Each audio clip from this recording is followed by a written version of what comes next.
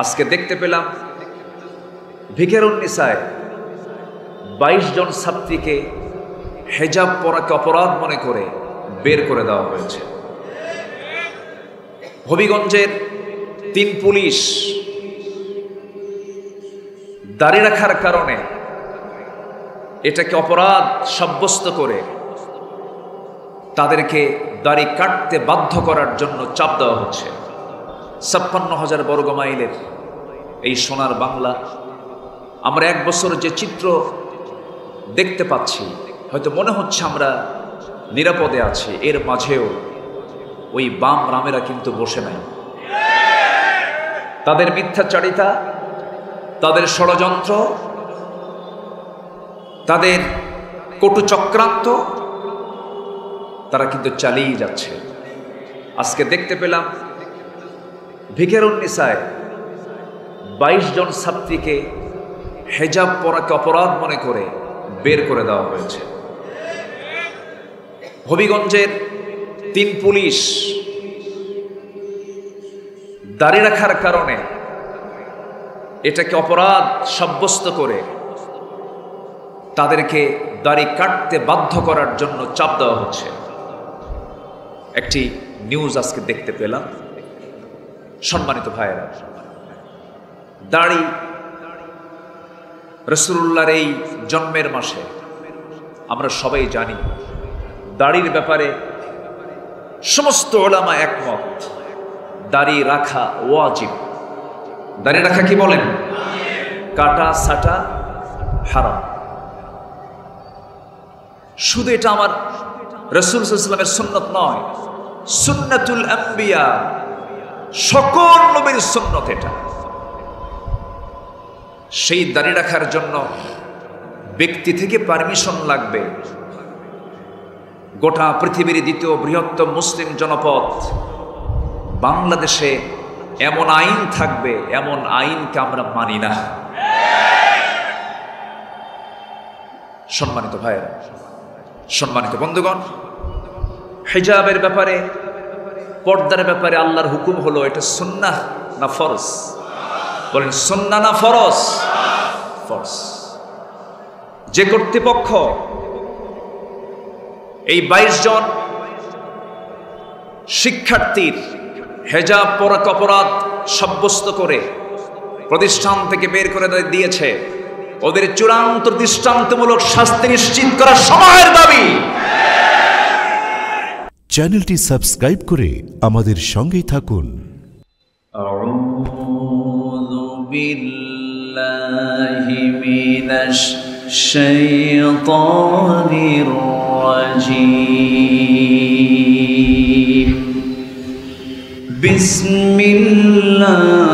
বিসমিল্লাহির রাহমানির রাহিম।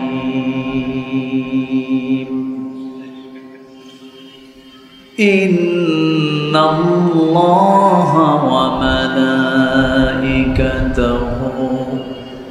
ইউসাল্লুনা আলান নবী ইয়া আইয়ুহাল্লাযীনা আমানু সাল্লু আলাইহি ওয়া সাল্লিমু তাসলিমা। সম্মানিত হাজিরিন, আমরা যে রাসূলের জীবনকে জানতে এসেছি, যে মহামানবের জীবনকে জানতে এসেছি, কোনো কবি তার কবিতা দিয়ে, লেখক তার লেখা দিয়ে, সাহিত্যিক তার সাহিত্য দিয়ে, গবেষক তার গবেষণা দিয়ে, লিখতে লিখতে, গবেষণা করতে করতে সব শেষ হয়ে যাবে। আমার নবীজির জীবনী লিখতে গাইতে কোনোদিন পৃথিবীর কোনো মানুষ শেষ করতে পারবে না। জোরে বলি সুবহানাল্লাহ। শিল্পীর তুলির কালি ফুরে যাবে। তিনি হচ্ছেন মহান চরিত্রের আধার, যার চারিত্রিক সনদ পৃথিবীর কেউ দেয়নি। দিয়েছেন বিশাল আকাশের মালিক, বিস্তৃত জমিনের মালিক, প্রজ্বলিত সূর্যের মালিক মহান রব্বুল আলামিন তিনি তার দফতর থেকে তার চারিত্রিক সনদ দিয়ে জানিয়ে দিয়েছেন, ওয়া ইন্নাকা লাআলা খুলুকিন আযীম। হে রাসূল, আপনি হচ্ছেন সুমহান চরিত্রের অধিকারী। সেই বিশ্বনবীজির এই বর্ণাঢ্য জীবন থেকে কিছু কথা, কিছু আলোচনা কোরআন থেকেই করতে চাচ্ছি। রাসূলকে লক্ষ্য করে আল্লাহ রাব্বুল আলামিন কিছু কমপ্লিট সূরাও দিয়েছেন, যেরকম সূরা কাউসার, ইন্না আ'তাইনাকাল কাউসার। 3টা আয়াত টোটাল নবীর শানে আল্লাহ তাআলা নাজিল করেছেন। সম্মানিত হাজিরিন, এক কথায় এই পৃথিবীতে আল্লাহর পরে যার দাম, আল্লাহর পরে যার সম্মান, তিনি হচ্ছেন মুহাম্মদুর রাসূলুল্লাহ সাল্লাল্লাহু আলাইহি ওয়াসাল্লাম। একমাত্র আদর্শ হিসাবে ইমানদারের জন্য একজন ব্যক্তিকেই সিলেক্ট করতে হবে জীবনের সকল জায়গায়, একজন ব্যক্তিকে। তিনি হচ্ছেন মুহাম্মদ সাল্লাল্লাহু আলাইহি ওয়াসাল্লাম। এবং সে আদর্শ এক জায়গায় না সব জায়গায়? আসতে বলবেন না, এক জায়গায় না সব জায়গায়? সব জায়গায়। ব্যক্তিগত জীবনে রাসূলকে মানলাম, ইবাদতে আনুষ্ঠানিক কিছু ইবাদতে রাসূলকে মানলাম, কিন্তু রাজনীতির প্ল্যাটফর্মে, অর্থনীতিতে, প্রশাসনিক দিক থেকে সেই জায়গায় গিয়ে আমি রাসূল পরিপন্থী আদর্শকে লালন করলাম, এটা নবীর উম্মতের পরিচয় নয়, এটা ভণ্ডামি, এটা প্রতারণা। এমন সুযোগ সন্ধানী ধান্দাবাজ রাজনীতিবিদ নেতা আমার দেশে আছে না নাই? আসতে বলবেন না, আছে না নাই? আমার রাসূলকে অনেকে নেতা বলতে লজ্জা পান। ক্বালা ইন্নী জাইলুকা লিন-নাসি ইমামা। সকল নবীরাই নেতা, আল্লাহু আকবার বলেন।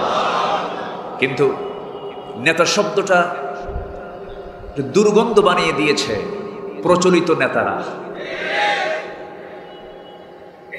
কিন্তু নেতৃত্ব দেওয়ার জন্য দরকার হলো অসৎ ব্যক্তি না সৎ ব্যক্তি? অসৎ না সৎ? কিন্তু নেতৃত্ব আজকে চলে গেছে সতে না অসৎ নেতৃত্বে? অসৎদের হাতে এই নেতৃত্ব আজকে চলে যাওয়ার কারণে এই নেতা শব্দটার ভিতরে একটা গন্ধ পাওয়া যায়। আমরা এই দুর্গন্ধকে দূর করতে চাই সৎ নেতৃত্ব প্রতিষ্ঠার মধ্য দিয়ে। এবং আমাদের চেতনা থাকবে একটা, আমাদের মূল লিডার একজন, মূল নেতা একজন, তিনি হচ্ছেন মুহাম্মদুর রাসূলুল্লাহ। আল্লাহ রাব্বুল আলামিন সূরাতুল আহজাবের ভিতরে সুন্দর করে জানিয়ে দিচ্ছেন 21 নম্বর আয়াত। মহান রব্বুল আলামিন বলেন, লাকাদ কানা লাকুম ফি রাসূলিল্লাহি উসওয়াতুন হাসানাতুন লিমান কানা ইয়ারজুল্লাহা ওয়াল ইয়াওমাল আখির ওয়া যাকারাল্লাহা কাসীরা। জোরে বলুন আল্লাহু আকবার। তোমাদের জন্য উত্তম আদর্শের বাস্তব নমুনা উসওয়া হাসানা করে একজনকে দিয়েছি। তিনি হচ্ছেন কেউ নন, তিনি হচ্ছেন আমার নবী, আপনার নবী, নবিকুল শিরোমণি মুহাম্মদ সাল্লাল্লাহু আলাইহি ওয়াসাল্লাম। এই জায়গায় কাউকে ভাগ বসানো যাবে না। আমার প্রেরণা, আমার নেতৃত্বের জন্য আমি যাকে চুজ করব একজনই হবেন যার চারিত্রিক সনদ কে দিয়েছেন? আল্লাহ দিয়েছেন।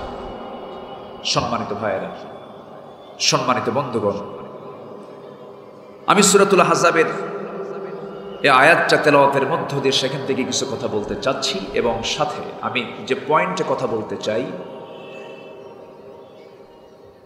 রাসূল সাল্লাল্লাহু আলাইহি সাল্লাম এর আদর্শে আখিরাতের পথ ও পাথেয়। এই বিষয়ে আমি কিছু কথা বলতে চাচ্ছি।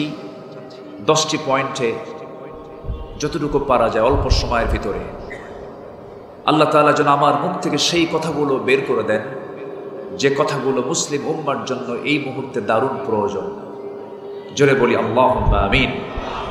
আরো জোরে আল্লাহুম্মা আমিন। সম্মানিত ভাইয়েরা, আমরা যদিও ভাবছি আমরা নিরাপদে আছি, 56,000 বর্গ মাইলের এই সোনার বাংলা, আমরা 1 বছর যে চিত্র দেখতে পাচ্ছি, হয়তো মনে হচ্ছে আমরা নিরাপদে আছি, এর মাঝেও ওই বাম রামেরা কিন্তু বসে নাই।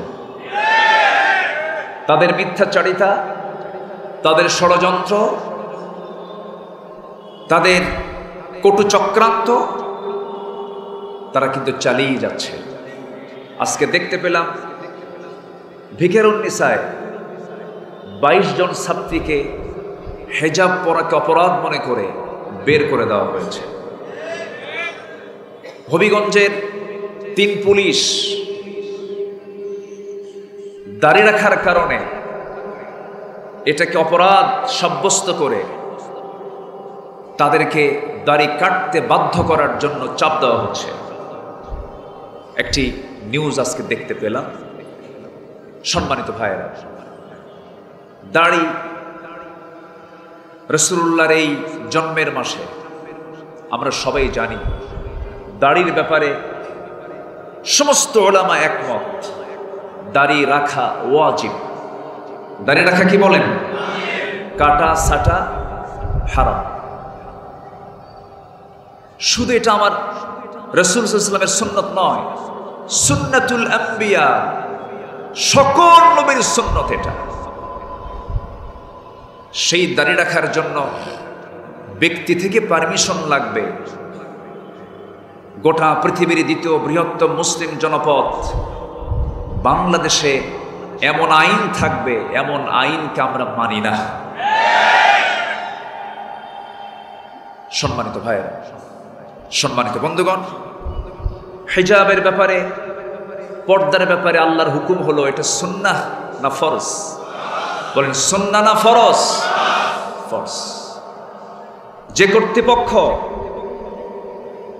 এই 22 জন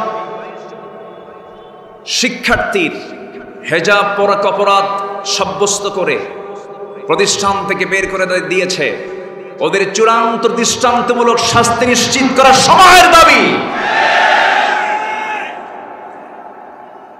সম্মানিত হাজিরিন, এরকম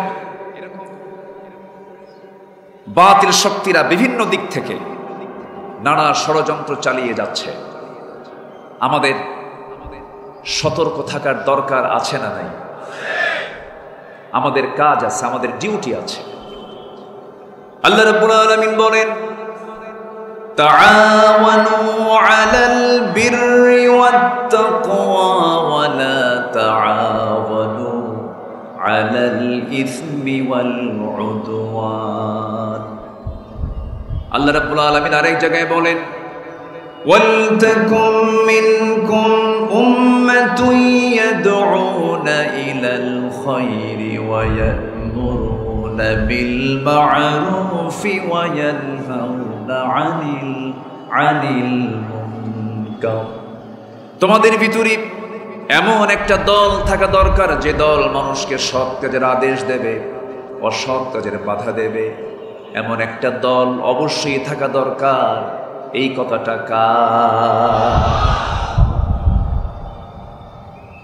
দল 2 প্রকার, 2টা দল। একটা হচ্ছে কার দল? আরো জোরে বলেন, কার দল? আরেকটা দল কার? আমার দেশে দল কয়টা বলেন? আমার দেশের দল কি 2টা? কত নাম, আরো নিবন্ধন চাচ্ছে, নতুন নতুন আরো আসতেছে। কুল্লু হিজবিম বিমা লাদাইহিম ফারিহুন। সবাই নিজের ব্যাপারে আনন্দিত যে আমারটাই ভালো, আমি ওর চাইতে ভালো আছি। সম্মানিত ভাইয়েরা, দল একটাই, সেই দলটার নাম কি বলুন? হিজবুল্লাহ। কার দল? কার দল? কার দল? আল্লাহর দল। আমরা কোনো ব্যক্তির দলকে বিশ্বাস করব না, এমন নেতাকে নেতা মানব না যে নেতাকে মানতে গিয়ে হাসরের দিন বেকায়দায় পড়ে যাব। ইয়াওমা নাদউ কুল্লা উনাসিম বিইমামিহিম, সেদিন ইয়াওমা নাদউ, সেই হাসরের দিন প্রত্যেক ব্যক্তিকে ডাকা হবে তার নেতা সহ। অতএব আমার নেতা যদি সেকুলারে বিশ্বাসী হয়, আমার নেতা যদি ন্যাশনালিজমে বিশ্বাসী হয়, আমার নেতা যদি হিউম্যান লতে বিশ্বাসী হয়, আর সেই নেতা নিয়ে যদি হাসরের দিন যদি হাজির হই, বলেন কায়দা না মহা বেকায়দা? শুধু বেকায়দা না মহা বেকায়দা? মহা বেকায়দা। অতএব যেই নেতার চেহারার দিকে তাকালে আমার নবীর কথা মনে হবে, যে নেতৃত্বের দিকে তাকালে আমার নবীর নেতৃত্বের কথা মনে হবে, সেই ব্যক্তি হবেন আমার নেতা। কোন চাঁদাবাজ সন্ত্রাসী আমার নেতা হতে পারে না।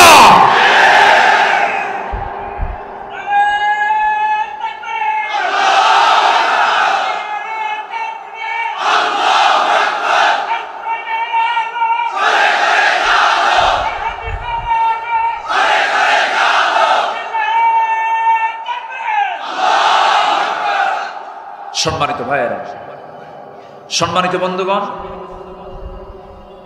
এই পৃথিবীতে একজন নেতার প্রশংসা আল্লাহ পাক নিজে করেছেন। তিনি হচ্ছেন মুহাম্মদুর রাসূলুল্লাহ সাল্লাল্লাহু আলাইহি ওয়াসাল্লাম। তিনি কেমন ছিলেন, তার চরিত্র কি?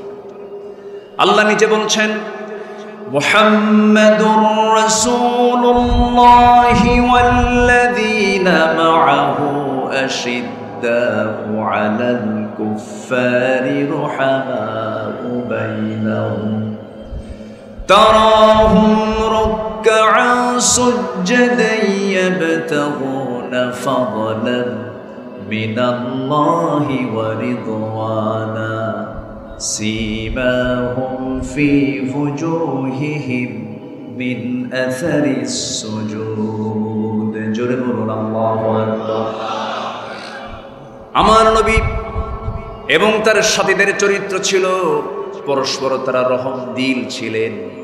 তাদের সম্পর্ক এত গভীর ছিল যে স্বপ্ন পর্যন্ত এক হয়ে যেত। সাহাবীকে দেখলেই বুঝতে পারতেন এই ভাইটার কি দুঃখ কি কষ্ট বড় লাগতো না। তাদের মাঝে টেলিপ্যাথি হতো, স্বপ্ন পর্যন্ত এক হয়ে যেত।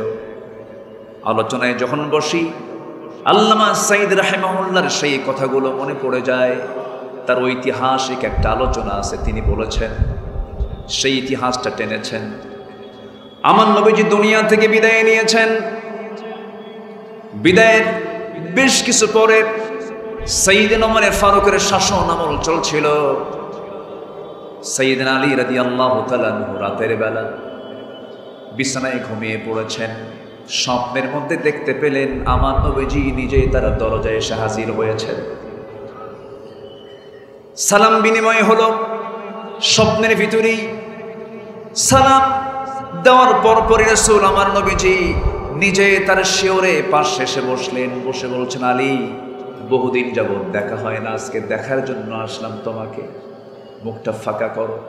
মুখ ফাঁকা করলেন। অনেকগুলো খেজুর থেকে একটা খেজুর 3 আঙ্গুলে হাতের মধ্যে উঠায় নিয়ে বললেন, আলী, মুখটা ফাঁকা করো। ফাঁকা করলেন, বিসমিল্লাহ বলে উঠায় দিলেন। মুখের মধ্যে তিনি খেয়ে নিচ্ছেন। অর্ধেক খেজুর খেয়েছেন। হঠাৎ করে তার ঘুম ভেঙ্গে গেল,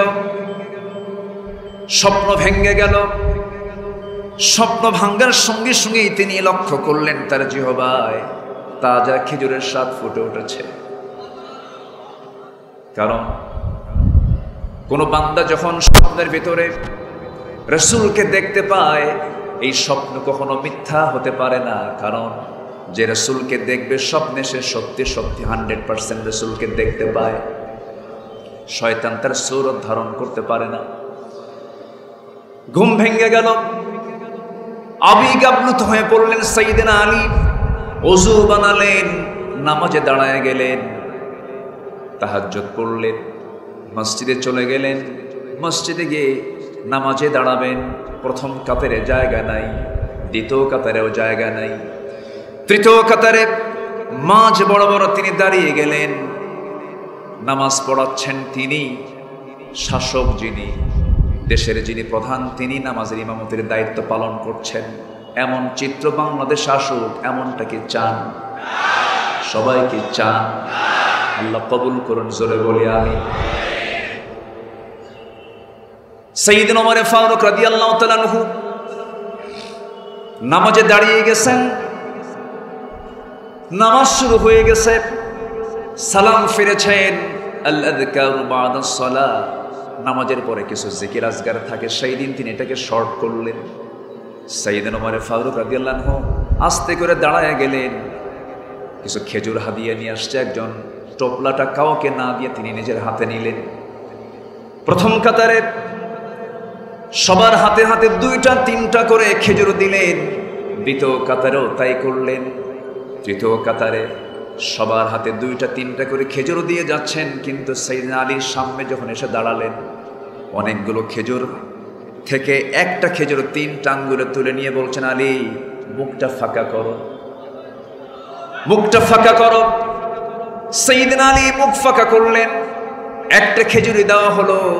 সাইয়েদনা আলী বলছেন, আমিরুল মুমিনিন আরো খেজুর ছিল, আমার আগের জনকে 2-3টা করে খেজুর দিলেন, আপনি আমাকে একটা খেজুর, তবু আপনি আমার মুখে তুলে দিলেন, এর হেতুটাকে, কারণটা কি?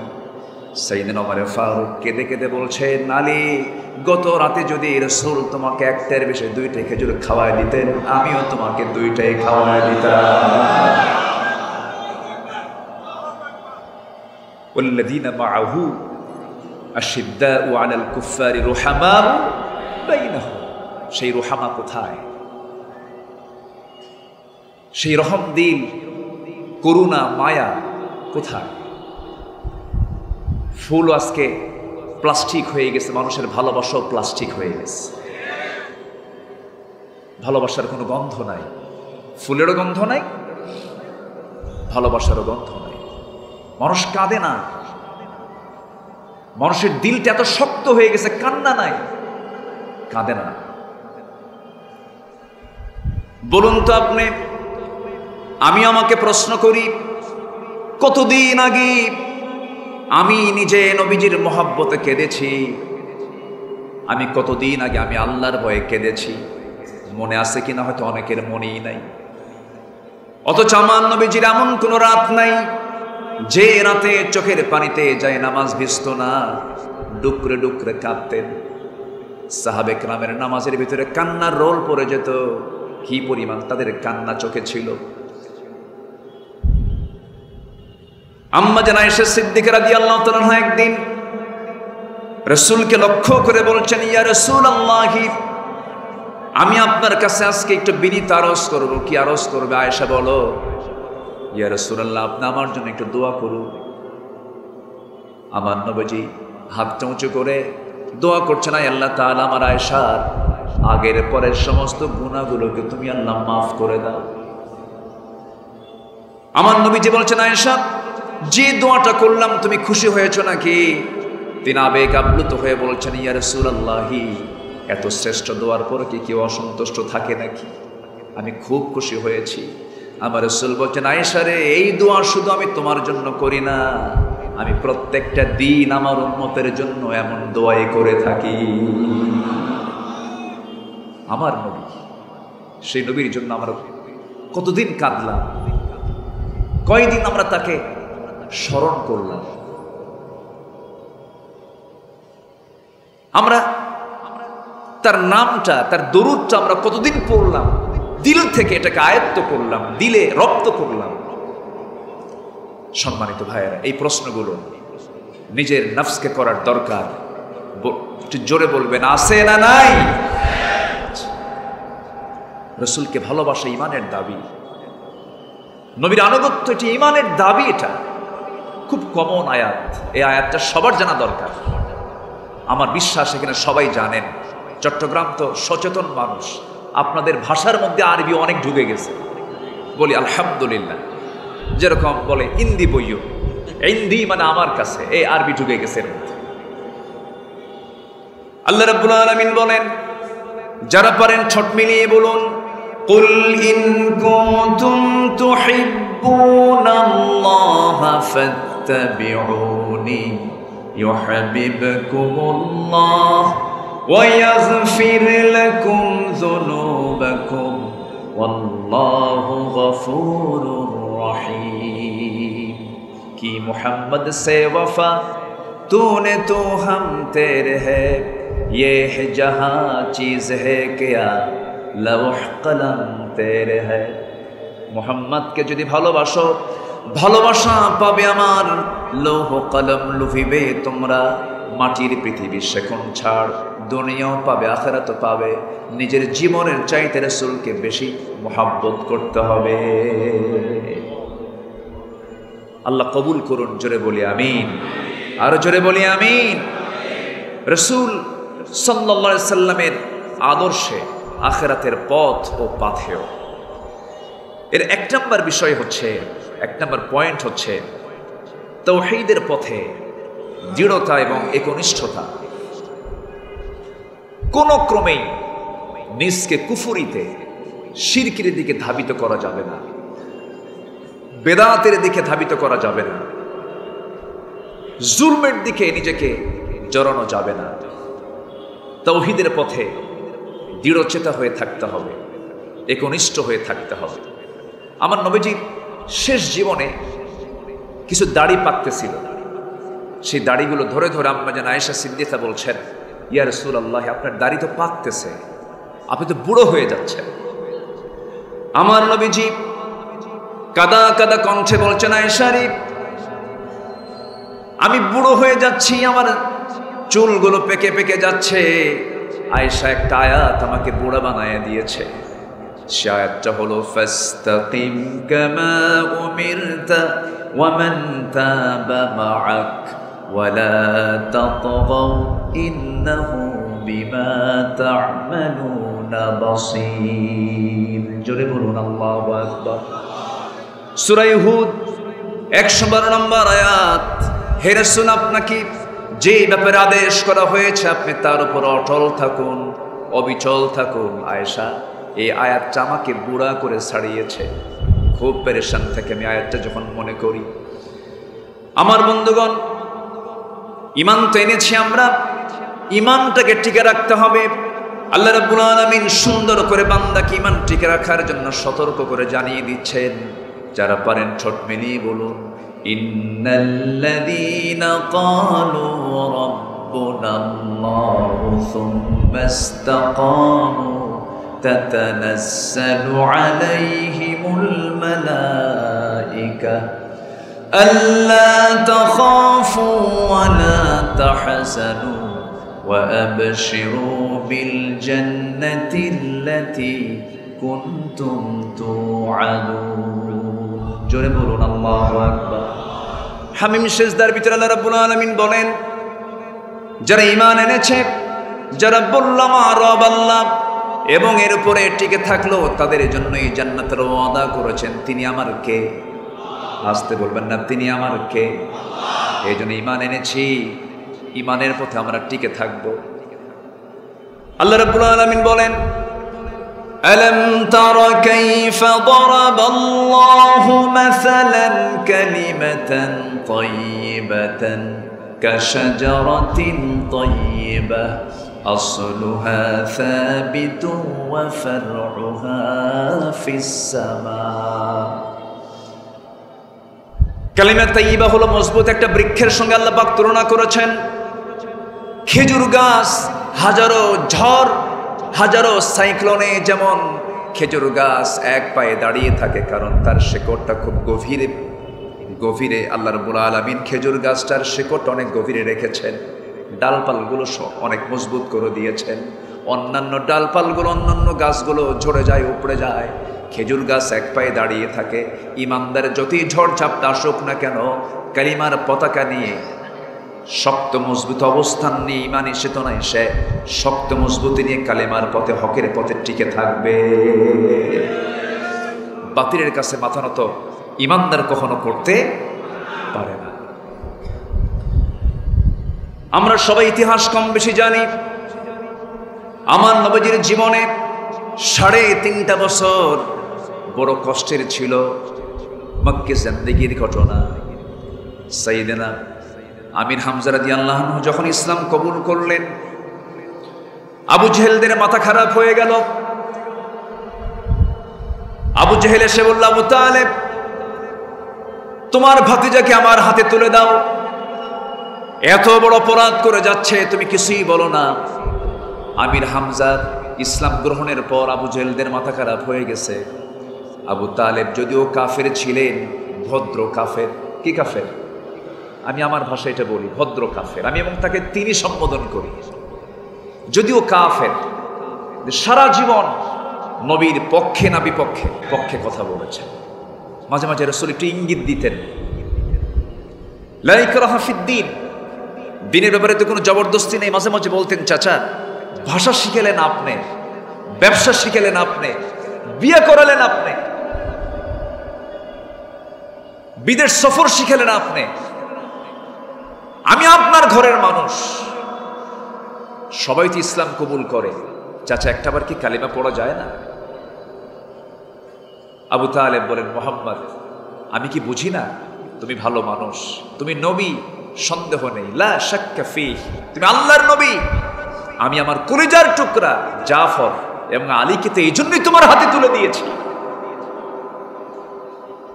আমি যদি পছন্দ না করতাম, আমি কি আমার 2টা ছেলেকে তোমার হাতে তুলে দিতাম? রাসূল বললেন, চাচা লাহা মা কাসাবাত ওয়া লাকুম মা কাসাবতুম, সে যা অর্জন করেছে তার, আর আপনি যা অর্জন করবেন আপনি আপনার। আপনার আমলনামা নিয়ে আপনাকে জান্নাতে যেতে হবে, কারো আমলনামা নিয়ে আপনি জান্নাত পাবেন না। হাসবুনা, তিনি বলেন আমার জন্য যথেষ্ট, আমার বাপ দাদা যা করে গেছে এটা আমার জন্য যথেষ্ট। বাপ দাদার টান ভুলতে পারে না এমন লোক এখনো আছে না নাই? বাপ দাদারা চোরের দল করছে, এও চোরের দল করবে, আছে না নাই? শুধু চুরি না, বড় চুরি, শুধু পুকুর চুরি না, সাগর চুরি। একজন ব্যক্তি পৃথিবীর ইতিহাসে এমন নাই, একজন ব্যক্তির দ্বারা যে টাকা বাইরে পাচার হয়েছে এমন রেকর্ড বাংলাদেশ ছাড়া নাই। ইশারায় বলে দিলাম, বুঝে নেয়। সব ব্যাংক খায় শেষ করছে, সবকিছু শেষ করে আজকে তারা দেশে নাই। আল্লাহ বলছেন, সম্পদ দিলে, সম্পদ দিয়েছি আমি, কিন্তু আমার বরকত পেতে হলে, নিয়ামত পেতে হলে আমার জিকির থাকতে হবে। জিকির করবি না, দুনিয়াটা তোর জন্য আমি সংকীর্ণ করে দেব। সালমান এফ রহমান জিন্দা পীর, ঠিক আছে না? লজ্জা শরম তো নাই। আল্লাহ ওদেরকে উলঙ্গ করেছেন, আলেমদেরকে বেইজ্জত করার চেষ্টা করেছেন, আল্লাহ ওদেরকে ন্যাংটা করে বিদায় করেছেন। টাকা পয়সা লাভ কি? ঘরে ঘরে তার ওষুধ কোম্পানির নাপা, প্যারাসিটামল, অনেকের নাম জানি না।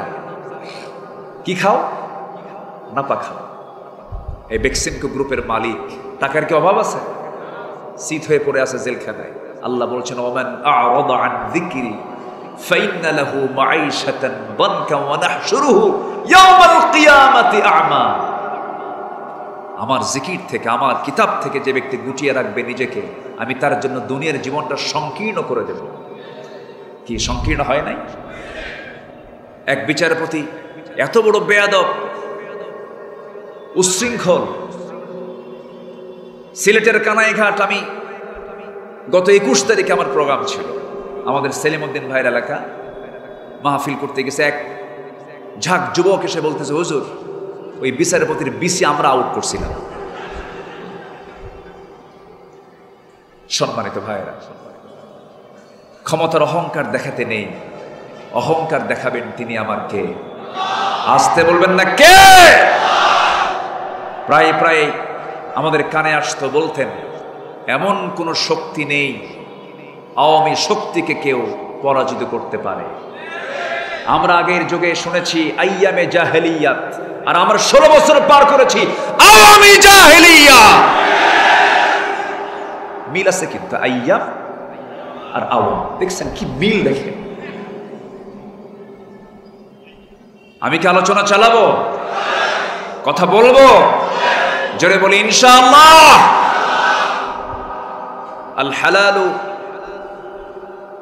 আল হালালু বাইয়িন ওয়াল হারামু বাইয়িন। হালালও স্পষ্ট, হারামও স্পষ্ট। অতএব কথার মধ্যে মার পেঁচ লাগায়া, হিকমত খাটায়া, কৌশল করে হককে আড়াল করার কোন সুযোগ। শত্রুকে আগে চিহ্নিত করতে হবে। সাপের বৈশিষ্ট্য কি মারা? বলেন বলেন বলেন, এটা বৈশিষ্ট্য কি এটা বুঝতে হবে। কখনো বন্ধু মনে করা যাবে, মনে করলি কি মারবে? সবল মারবে। এটা মাথায় রাখতে হবে। এই ভুলগুলো কিন্তু হয়ে যাচ্ছে, মনে হচ্ছে কি যেন একটা ভুল হতে চলছে এখন। না, সাপের বৈশিষ্ট্য হলো কি মারা? সবল মারা। আমরা সতর্ক থাকবো, জোরে বলি ইনশাআল্লাহ। সম্মানিত ভাইয়েরা, আবু জেহেল বলে ফেলল, আবু তালেব কি করা যায়, কি করবা বলো? আমরা বয়কটের সিদ্ধান্ত নিয়েছি। নাও, দল তোমার করতে পারি, কিন্তু মুহাম্মাদের বিরুদ্ধে আমি আবু তালেব অবস্থানে যাব না, আমি তার পক্ষে আছি। শিব আবু তালিব 3.5 বছর সেই বয়কটে থাকলেন। সাহাবে কেরাম তারা কি ভালো ছিলেন? দুর্বল হয়ে গেছেন, ক্ষীণকায় হয়ে গেছেন। খাবার নাই, পানি নাই, মাঝে মাঝে বৃষ্টি হতো। সেই পাথরের পাহাড়ের উপরে কিছু ঘাস জন্মাতো। সেই দুর্বা ঘাসগুলো হাতের মধ্যে নিয়ে চাবায়া চাবায়া তাদের ক্ষুধা নিবারণ করত। কি কষ্ট তারা করেছেন, কি নির্যাতন তারা সহ্য করেছেন।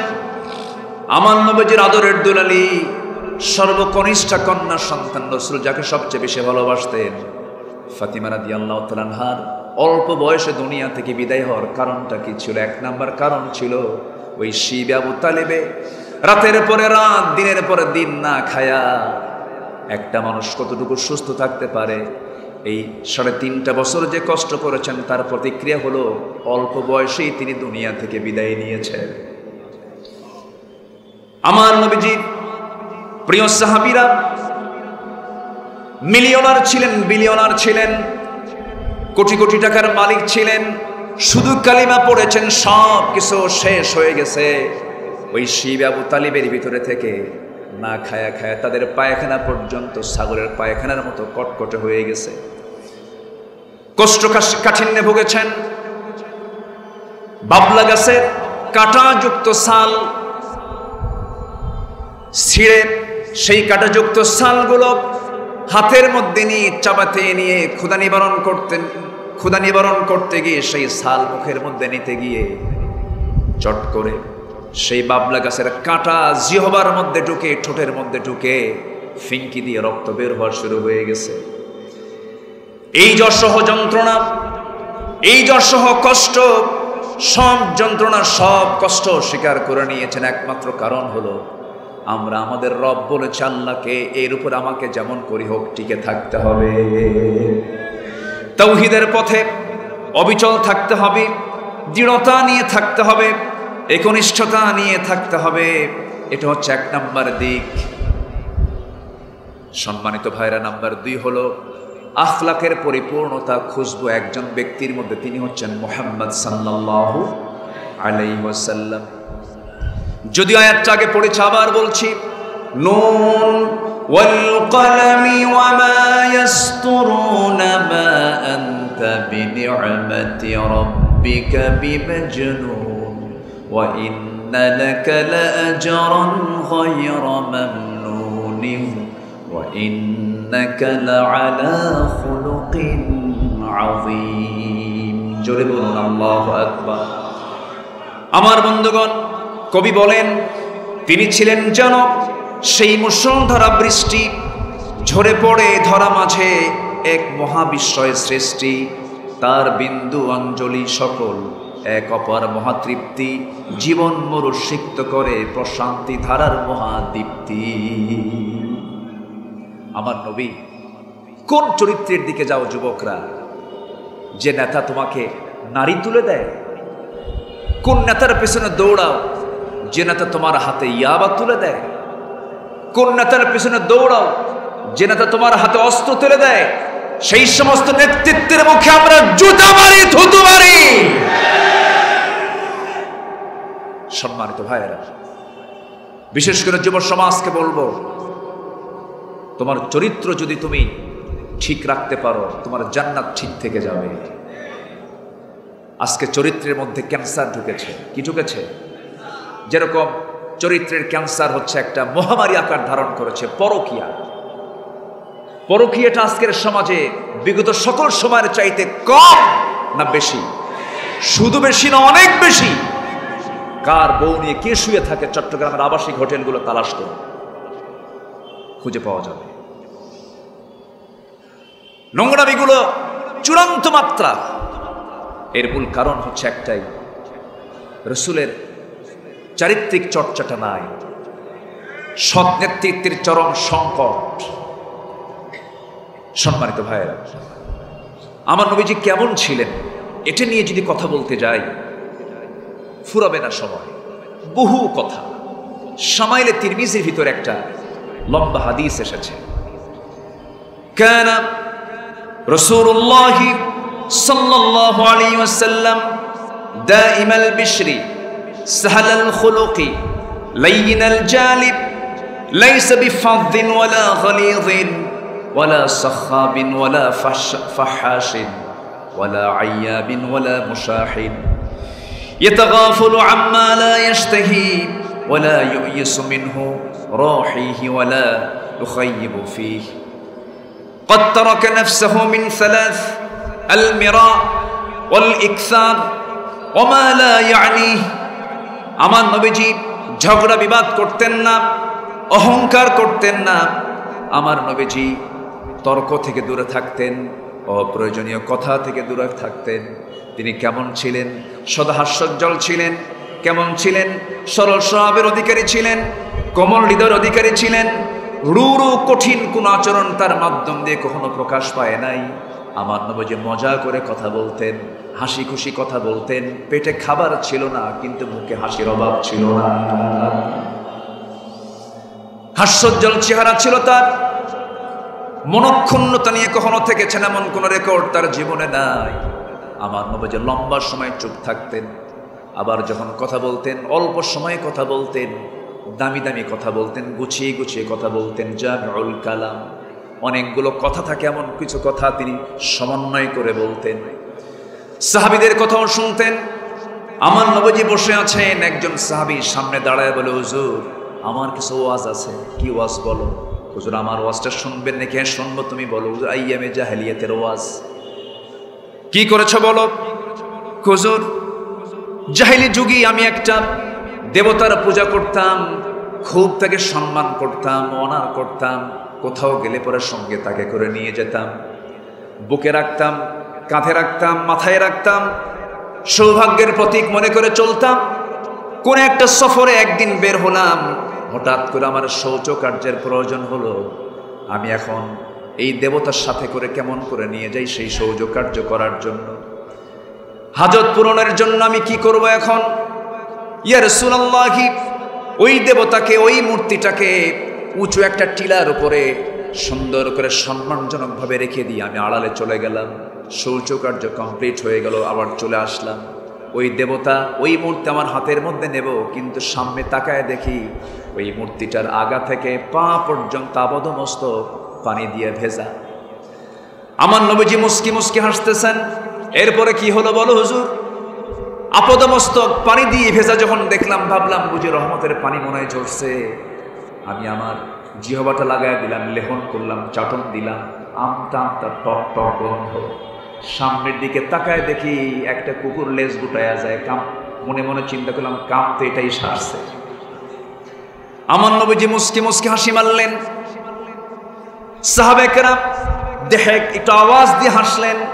নবীজির সারা জীবন কি সুন্নাত তার, কি চরিত্র তার, সারা জীবন নবীজি হাস্যজ্জ্বল চেহারার ছিলেন, কিন্তু মুখ থেকে কখনো আওয়াজ দিয়ে কাহ কাহ করে একটা দিনের জন্য তিনি হাসেন নাই।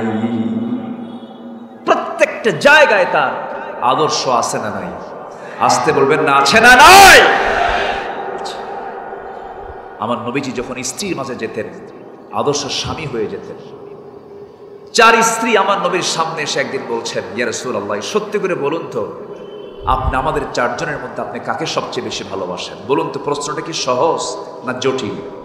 শুধু জটিল না, বড় জটিল, বড় জটিল।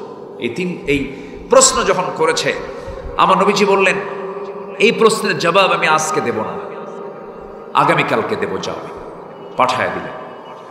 পাঠায় দেওয়ার পর আমার নবীজি রাতের বেলা অন্ধকারে 8টা খেজুর নিলেন। কয়টা? 8টা খেজুর।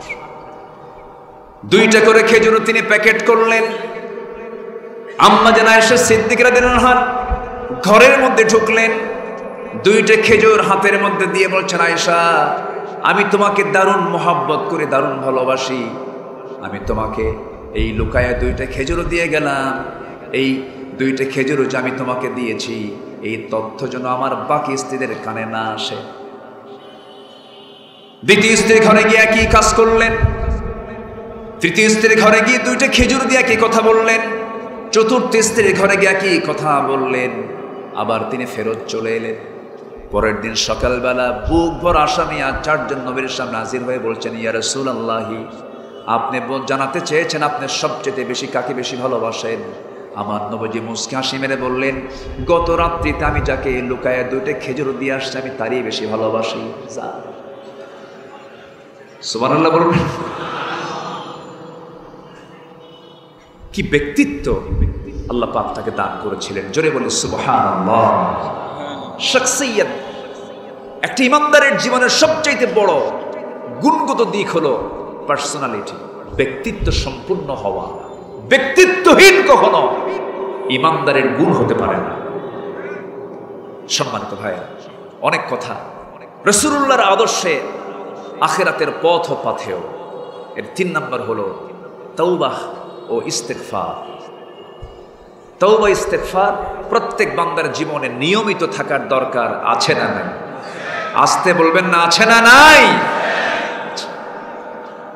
আল্লাহ রাব্বুল আলামিন বলেন, তুবু ইলাল্লাহি জামিআন আইয়ুহাল মুমিনুনা লাআল্লাকুম তুফলিহুন। জোরে বলুন আল্লাহু আকবার। সবাই মিলে তোমরা আল্লাহর কাছে তওবা করো, হে ইমানদারেরা, আশা করা যায় রহমত পেয়ে যাবে, সফল হয়ে যাবে। আমার নবীজি বলেন, ইয়া আইয়ুহান নাস তুবু ইলাল্লাহ ওয়াস্তাগফিরু ফাইন্নী আতুবু ফিল ইয়াউমি 100 মাররা। হে মানব সকল, আল্লাহর কাছে তওবা করো, মাফ চাও, কারণ আমি রাসূল সারা দিনে 100 বারেরও বেশি বার তওবা করি। জোরে বলি সুবহানাল্লাহ। সম্মানিত ভাইরা, তাহলে তওবা ইস্তেগফার এটা যদি বান্দার মধ্যে থাকে, আল্লাহ পাক সেই বান্দার উপরে বেজার না খুশি? শুধু খুশি না মহা খুশি? মহা খুশি। যদি আপনি আল্লাহর কাছে মাফ চান, আল্লাহ বেশি খুশি হন। গুনাহ হবে বান্দার, মাফ করবেন কে? লাউ লাম তুযনিবু লাযাহাবাল্লাহু বিকুম ওয়া লাজাআ বিকওমিন হাত্তা ইউযনিবুন। ও বান্দা, তুমি যদি গুনাহ না করো, এই দুনিয়া থেকে তোমাদেরকে মিটায়া দিয়া, বের করে দিয়া এমন কিছু বান্দা দুনিয়াতে পাঠাবো যারা গুনাহ করবে আর চোখের পানি ফেলে ফেলে কাঁদবে, আমার কাছে মাফ চাবে, তওবা করবে, ইস্তেগফার করবে, আমি তাকে মাফ করে দেব। এজন্য গুনাহ আমার যোগ্যতা, ইচ্ছাকৃত কোনো গুনাহ করা যাবে না। ফেরেশতার দাম বেশি না মানুষের দাম বেশি? কেন? ফেরেশতার গুনাহ করার যোগ্যতা নাই, এজন্য গুনাহ তার দ্বারা হয় না। মানুষের গুনাহ করার যোগ্যতা আছে, কিন্তু বান্দা আল্লাহর ভয়ে গুনাহ করে না, এই জন্য ফেরেশতার চাইতে মানুষের দাম বেশি। জোরে বলি সুবহানাল্লাহ। সম্মানিত ভাইয়েরা, আল্লাহ রাব্বুল আলামিন বান্দাকে কত বেশি ভালোবাসেন। ওয়ামান তাকাররাবা ইলাইয়া শিবরান তাকাররাবতু ইলাইহি যিরাআন ওয়ামান তাকাররাবা ইলাইয়া যিরাআন তাকাররাবতু ইলাইহি বাআন। যখন কোনো বান্দা আল্লাহর দিকে 1 হাত আগায়, আল্লাহ তার দিকে 10 হাত আগান। হেঁটে হেঁটে আসে, আল্লাহ তার দিকে দৌড়ায় দৌড়ায় যান। জোরে বলে সুবহানাল্লাহ। নাম্বার 4, আল্লাহর সামনে দাঁড়ানোর ভয়। আমরা কি দাঁড়াবো না একদিন? কার সামনে? আসতে বলবেন না, কার সামনে? আল্লাহর সামনে। আল্লাহর সামনে দাঁড়াবো একদিন আমরা। আল্লাহর সামনে যে দাঁড়ানোর ভয়, এই ভয়টা যার মধ্যে থাকে, যার মধ্যে এটা লালন হয়, বদ্ধমূল হয়, সে একমাত্র সকল ইবাদতের প্রকৃত স্বাদ মজা পায়। আল্লাহর সামনে দাঁড়ানোর একটা ভয় সর্বক্ষণিক প্রত্যেকটা ইমানদার হৃদয়ে থাকার দরকার আছে না নাই? আর এই ভয়টা যদি বান্দার মধ্যে লালন হয়, সেই বান্দা হারামকে বর্জন করতে পারবে, পবিত্র জীবন গঠন করতে পারবে। এবং ওই বান্দার ঠিকানা কি হবে? খুব কমন আয়াত সূরা নাজিয়াতের 40 এবং 41 নম্বর আয়াতে মহান রব্বুল আলামিন বলেন, ওয়া আম্মা মান খাফা মাকামা রাব্বিহি ওয়া নাহান নাফসা আনিল হাওয়া ফাইন্নাল জান্নাতা হিয়াল মাওয়া। জোরে বলুন আল্লাহু আকবার। সাইয়েদনা ওমর ফারুক রাদিয়াল্লাহু তাআলা আনহুর নিকট দুধ হাদিয়া আসলো। এক গরিব একজন সাহাবী এসে বলছেন, আমিরুল মুমিনিন, আমি আপনার জন্য দুধটাকে সুন্দর করে প্রসেস করে রান্না করে সেমাই বানায় নিয়ে আসছি, আমি আপনাকে খাওয়াতে চাই। রাসূল বললেন, ওমর ফারুক বললেন, ঠিক আছে, আমি খুশি হলাম, দিয়ে যাও। তিনি প্রশ্ন করলেন না কোথা থেকে আসছে, খেয়ে ফেললেন। খাওয়ার পরে তার মনে হলো, এই যে আমাকে দুধের খাবার দিয়ে গেল, দুধটা পাইল কোথায়?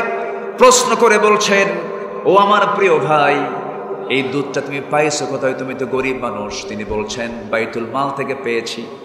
আপনার তো খাওয়া জায়েজ, কারণ আমি পেয়েছি, আমার পাওয়ার পর আমি তো মালিক হয়েছি, আমি আপনাকে খাইতে দিছি, আপনার তো দোষ। সাইয়েদনা ওমর ফারুক রাদিয়াল্লাহু তাআলা আনহু সঙ্গে সঙ্গে করলেন কি? আড়ালে চলে গেলেন, মুখের মধ্যে নখ ঢুকালেন, উপর্যুপুরি পানি পান করলেন, ভিতর থেকে সমস্ত সেই খাবারগুলো ফেলে দিয়া বলছেন, আল্লাহ তাআলা, আমার যদি এই মুহূর্তে মৃত্যু হয়ে যায়, তোমার সামনে দাঁড়াবো, তুমি যখন আমাকে প্রশ্ন করবে এই খাবারটা তুমি খাইছো, জিজ্ঞেস করছো নাকি, তোমার ভয়ে খাবার আমি সব ফেলে দিলাম। জোরে কোন সুবহানাল্লাহ। কার ভয়? আসতে বলবেন না, কার ভয়? আল্লাহর ভয়। এটা থাকতে হবে। নাম্বার 5 হচ্ছে আমানতদারিতা। আমার নবীজি যত ভাষণ তিনি দিয়েছেন, প্রত্যেকটা ভাষণে আমার নবীজি একটা বিষয় নিয়ে তিনি কথা বলা ছাড়তেন না, তিনি বলতেন। আনাস বিন মালিক রাদিয়াল্লাহু আনহু তিনি বলেন যে প্রত্যেকটা খুতবায় তিনি কমই বাদ দিয়েছেন যে বিষয়টা, সেটা হলো আমানতদারিতার ব্যাপারে তিনি কথা কখনো তার আলোচনা থেকে বাদ রাখেন। আল্লাহ রাব্বুল আলামিন আমানতদারিতার ব্যাপারে সুন্দর করে বলছেন। সূরা নিসার 58 নম্বর আয়াতে বলছেন, ইন্নাল্লাহা ইয়া'মুরুকুম আন তু'আদ্দুল আমানাতি ইলা আহলিহা ওয়া ইযা হাকামতুম বাইনান নাসি আন তাহকুমু বিল আদল ইন্নাল্লাহা নি'ম্মা ইয়া'iদুকুম বিহি। জোরে বলুন আল্লাহু আকবার।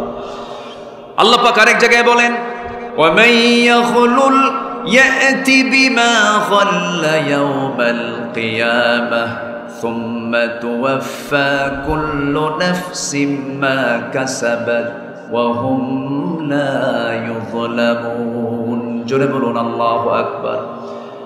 যে খেয়ানত করবে, কিয়ামতের দিন উপস্থিত হবে তা নিয়ে যা সে খেয়ানত করেছে, অতবার প্রত্যেক ব্যক্তিকে পুরোপুরি দেওয়া হবে যা সে উপার্জন করেছে। তাদের প্রতি চুল পরিমাণ জুলুম করা হবে না। অতএব খেয়ানত যে ব্যক্তি করবে এটা কি ইমানদারের কোনো গুণ নাকি? গুণ নয়। আমার বন্ধুগণ, আমার ভাইয়েরা, খুব কম সময় খয়বার যুদ্ধের পরে আমার নবীজি সবাইকে বললেন কেউ গনিমতের মাল না বলে নিতে পারবে না। আমার নবীজি এই কথা বলে তিনি রওনা করলেন। একজন দাস কিছু গনিমতের মাল হাতের মধ্যে নিয়েছেন, এমন সময় শত্রুর পক্ষ থেকে তার দিকে তীর ছোড়া হলো। দুনিয়া থেকে বিদায় নিলেন। সব সাহাবীরা আফসোস করছেন আর বলছেন, আহারে প্রিয় সাহাবীকে আমরা বিদায় জানালাম, কিন্তু বড় ভাগ্যবান, শহীদ হয়ে দুনিয়া থেকে বিদায় হয়ে গেছে। আমার নবীজি বললেন, ও সাহাবীরা, তোমরা যে কথাটা বলছো তোমরা বোঝো নাই। যদি কেউ দুনিয়া থেকে কোনো আমানতের খেয়ানত করে দুনিয়া থেকে বিদায় হয়ে যায়, তার অবশ্যই আল্লাহর দরবারে সকল খেয়ানতের ব্যাপারে জবাব দিয়ে তার কাঠগড়ায় দাঁড়িয়ে তার জবাব দিতে হবে, অবশ্যই তাকে শাস্তি পেতে হবে। অর্থাৎ এখান থেকে প্রমাণ হয়ে গেল, খেয়ানতকারী যদি দুনিয়া থেকে শহীদ হয়ে যায়, এমনকি কোনো বান্দা যদি ঋণের মতো এমন একটা কাজ করো যদি দুনিয়া থেকে বিদায় হয়ে যায়, তার শাহাদত ক্যান্সেল হয়ে যাবে সে ঋণগ্রস্ত হওয়ার কারণে। আমার নবী মাঝে মাঝে এমন করতেন, ঋণগ্রস্ত কোনো ব্যক্তি যদি জানাজায় সে যদি মারা যেত, জানাজার মুখোমুখি হলে রাসূল বলতেন, ঋণ আছে, জানাজা পড়াবো না। সম্মানিত ভাইয়েরা, আমানতদারিতা অত্যন্ত গুরুত্বপূর্ণ বিষয়, ওয়াদা গুরুত্বপূর্ণ বিষয়। আল্লাহ সুন্দর করে সূরা মুমিনুনের 7টা গুণের ভিতরে 1-2টা গুণ তুলে ধরেছেন। ওয়াল্লাযীনা হুম লিআমানাতিহিম ওয়া আহদিহিম রাউন। ইমানদার তো তারাই যারা আমানত ঠিক রাখে, ওয়াদা ঠিক রাখে। জোরে বলি সুবহানাল্লাহ। লা ঈমানা লিমান লা আমানাতা লাহ, লা ঈমানা লিমান লা আহদা লাহ। ঈমান নাই, আমানত নাই যার, ওয়াদা ঠিক নাই, ঈমান নাই। সম্মানিত ভাইয়েরা, এই কথাটা রাসূল প্রায় বলতেন। সম্মানিত বন্ধুগণ, সাইয়েদনা ওমর ফারুকের শাসনামলে রাষ্ট্রীয় তহবিলের এক রক্ষক, সেই তহবিলের মধ্যে একটা দিনার শুধু একটা দিনার পান। সেই দিনারটা কি করবেন? সাইয়েদনা ওমর ফারুকের একটা পুত্র সন্তানকে 1 দিনার দিয়ে দিলেন। ওমর ফারুক দেখেই বললেন, এই আমার পুত্র সন্তান, এটা পাইছো কোথায়? রক্ষক আমারে দিয়ে গেছে। 1 দিনার হাতের মধ্যে নিয়ে ওই তহবিলের যে রক্ষক তাকে ডাক দিয়ে বললেন, তুমি এই দিনারটা পাইছো কোথায়? কে পড়েছিল 1 দিনার মাত্র, এটা আপনার ছেলেকে দিয়েছে। তিনি 1 দিনার রক্ষককে দিয়ে বললেন, এই 1 দিনার ওমরের ছেলে ভক্ষণ করবে, আর তুমি ভাবতেছো ওমর ফারুক কিয়ামতের দিন নাজাত পাবে? অসম্ভব। 1 দিনারও রাষ্ট্রের তহবিল থেকে কোনোদিন ভক্ষণ করা জায়েজ হবে না। কয় দিনার? আসলে কয় দিনার? রাষ্ট্রের সেই সম্পদ আমার দেশ থেকে যে পরিমাণ লোপাট হয়েছে, আমাদের দাবি হলো রাজনীতি যদি করতে চান, সমস্ত অর্থ পাচার করা অর্থ দেশে ফেরত পাঠান। জুলাই আমার সন্তানরা যারা শহীদ হয়েছে, প্রত্যেকটা সন্তানকে তার মার কোলে আগে তুলে দেন, এরপরে ফিল্ড আসা লাগবে, কথা বল, এরপরে কথা বল। সম্মানিত ভাই, সাইয়েদনা ওমর ফারুক রাদিয়াল্লাহু আনহু একদিন বসে আছেন, এক গভর্নর রিপোর্ট পেশ করবেন। রাতের আধারে বাতি জ্বালিয়ে রেখেছেন সাইয়েদনা ওমর ফারুক রাদিয়াল্লাহু তাআলা।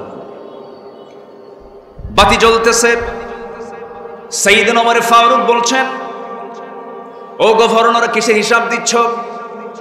এই জামার প্রদেশের এই সমস্ত বিষয়, এগুলোর হিসাব আপনাকে দিচ্ছি। তিনি বললেন, অন্য ধর্ম মুসলিমদের কি অবস্থাগুলো আমাকে শোনাও। সব শুনলেন, শোনার সঙ্গে সঙ্গে শেষ হয়ে গেল কথা। এবার গভর্নর বলছেন, আমিরুল মুমিনিন, একটা প্রশ্ন করব। কি প্রশ্ন? বলো। আপনার এই জীর্ণ শীর্ণ পোশাক, একটু উন্নত জীবন গ্রহণ করা দরকার।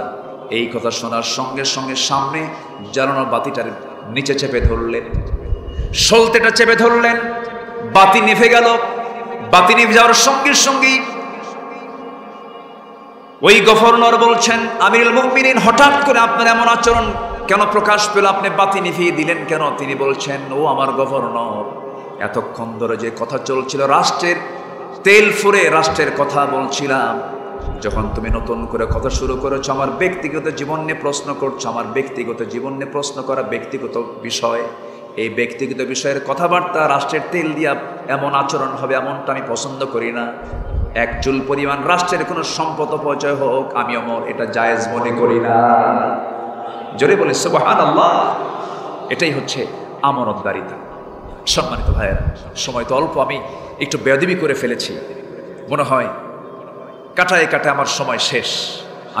আমি শেষ করে দিচ্ছি, শুধু আক্ষরিকভাবে, শাব্দিকভাবে পয়েন্টগুলো আমি শেষ করে দিচ্ছি। নাম্বার 6 হলো পরিবারকে জান্নাতের দিকে পরিচালিত করা। আমার নবীজি পরিবারের জন্য খুব পেরেশান থাকতেন। রমজান যখন আসতো, كان رسول الله صلى الله عليه وسلم إذا دخل العشر أحيا الليل وأيقظ أهله وجد وشد الميزان। আমার নবীজি রাত্রেবেলা শুধু নিজে জাগতেন না, শেষ দশক যখন পেতেন, ও আহলাহু, তারা হালকে ডাকতেন, সবাইকে নিয়ে একদম কোমরে গামছা বেঁধে রাত জেগে জেগে ইবাদত করতেন। নিজে না পরিবার সহ? পরিবার সহ। কু আনফুসাকুম ওয়া আহলিকুম নারা। আমার নবীজির এটি ছিল আদর্শ। সম্মানিত ভাইয়েরা, নাম্বার 7 বান্দার হক।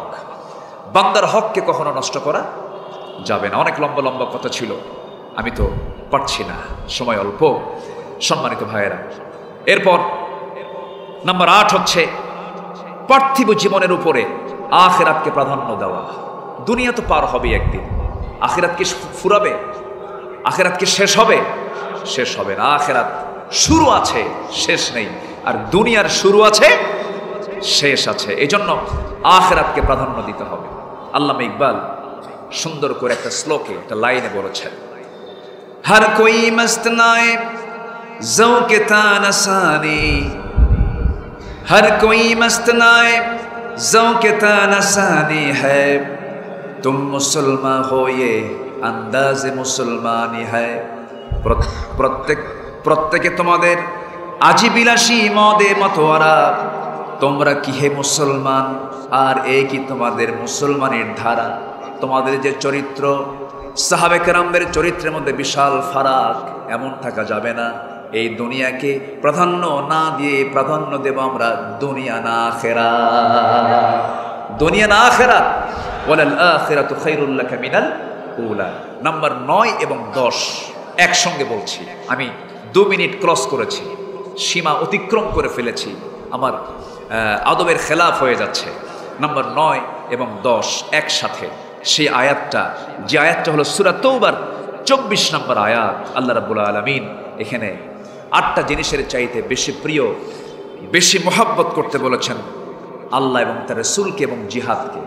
জীবনের সকল কিছুর ঊর্ধ্বে আল্লাহ তার রাসূলকে প্রিয় হিসেবে গ্রহণ করতে হবে এবং জিহাদ ফি সাবিলিল্লাহকে বেশি প্রিয় মনে করতে হবে।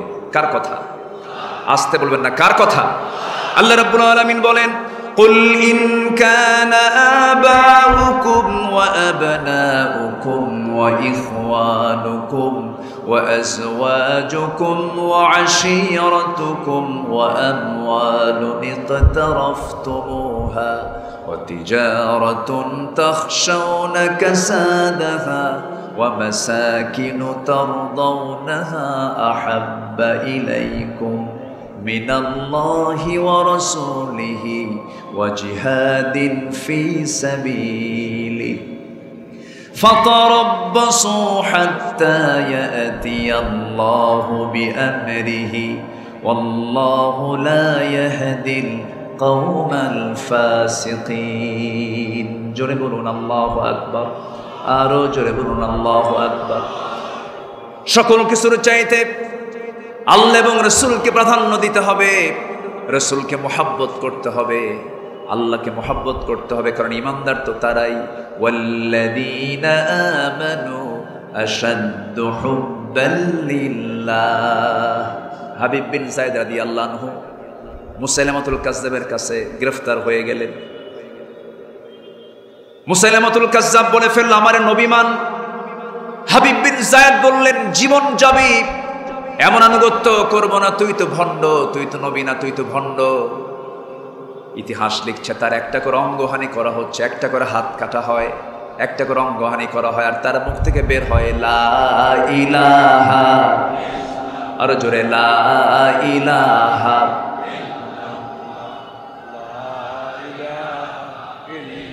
লা ইলাহা ইল্লাল্লাহু মুহাম্মাদুর রাসূলুল্লাহ সাল্লাল্লাহু আলাইহি ওয়াসাল্লাম শাহাদাত বরণ করলেন।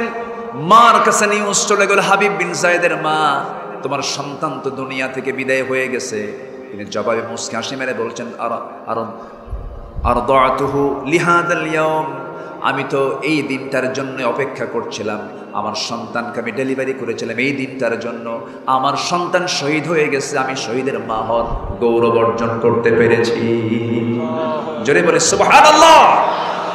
সকল কিছু যেন আমরা আল্লাহর জন্য করতে পারি, নবীর জন্য করতে পারি, সকল কাজ যেন আমাদের আল্লাহ এবং রাসূল কেন্দ্রিক হয়, এই তৌফিক কামনা করছি। আমি আমার ভাঙ্গাচোরা কথা, আমার অগ্রজরা এখানে বসে আছেন, আমি তো অনুজ, আমি অনেক ছোট মানুষ, অনেক ভুল করে ফেলেছি, হয়তো বা অনেক আলোচনায় অনেক ভুলচুল হয়ে গেছে। যতটুকুন বলেছি আল্লাহ যেন আমি সহ সবাইকে আমল করার তৌফিক দান করেন। এবং আমার এখানে অগ্রজরা বসে আছেন, আমার মুরব্বি এজামরা বসে আছেন, তারা কথা বলবেন।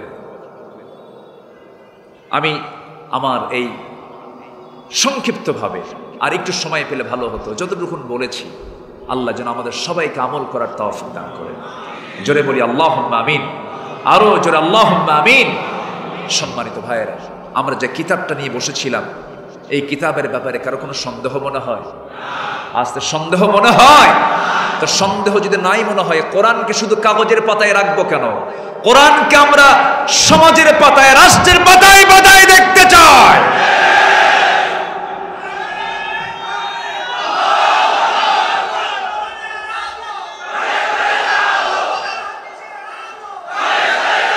সম্মানিত ভাইয়েরা, সম্মানিত বন্ধুগণ, আমরা শুনেছি মুরব্বীদের কাছ থেকে, আইয়ুব করেছে শাসন, মুজিব দিয়েছে ভাষণ, এরশাদকে কি বলে, জিয়া কেটেছেন খাল, এরশাদের তাল বেতাল, সব দেখা শেষ। আগামীর দেশ হলো কোরআন সুন্নাহর দেশ। রাজি আছেন কারা কারা? হাত উঁচু করে দেখান মুসলমান।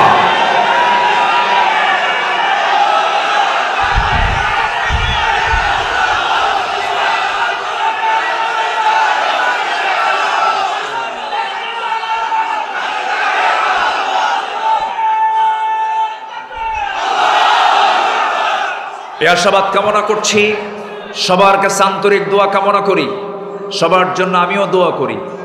আমি আমার পিতৃতুল্য, ওস্তাজ তুল্য, সব ইস্তাআলার রাস, সবার দাড়ি পাকা, আমি শুধু কাঁচা।